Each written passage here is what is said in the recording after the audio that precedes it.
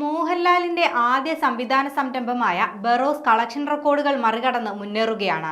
സമ്മിശ്ര പ്രതികരണങ്ങളോടെയാണ് ബറോസ് തിയേറ്ററുകളിൽ മുന്നേറുന്നത്. Period fantasy ജോണറിൽ ഒരുങ്ങിയ ചിത്രം കുട്ടികൾക്കായി ഒരുക്കിയതാണ്. ഇപ്പോഴിതാ ചിത്രത്തിന്റെ ഫസ്റ്റ് ഡേ കളക്ഷൻ റിപ്പോർട്ടുകളാണ് പുറത്തുവരുന്നത്. ബറോസ് റിലീസ് ഡേ കളക്ഷൻ 3.6 കോടി നേടിയെന്നാണ് റിപ്പോർട്ട്. മലയാളത്തിലെ ബോഗൻവില്ലയുടെയും മഞ്ഞുമൽ ബോയ്സിന്റെയും collection Barroz മറികടന്നിരിക്കുകയാണ്.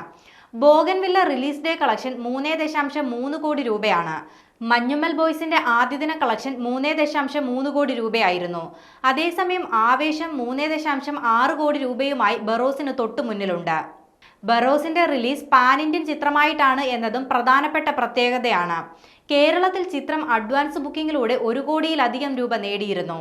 My dear Kuttichathan സംവിധാനം ചെയ്ത ജിജോയുടെ കഥയെ ആസ്പദമാക്കി മോഹൻലാൽ ഒരുക്കിയ ചിത്രമാണ് ബറോസ്. മോഹൻലാൽ തന്നെയാണ് ചിത്രത്തിലെ പ്രധാന കഥാപാത്രമായ ബറോസിനെ അവതരിപ്പിക്കുന്നത്. സന്തോഷ് ശിവൻ ക്യാമറയും സന്തോഷ് രാമൻ ചിത്രത്തിന്റെ പ്രൊഡക്ഷൻ ഡിസൈനും നിർവഹിച്ചു. സംവിധായകൻ TK രാജീവ് കുമാറാണ് ക്രിയേറ്റീവ് ഹെഡ്.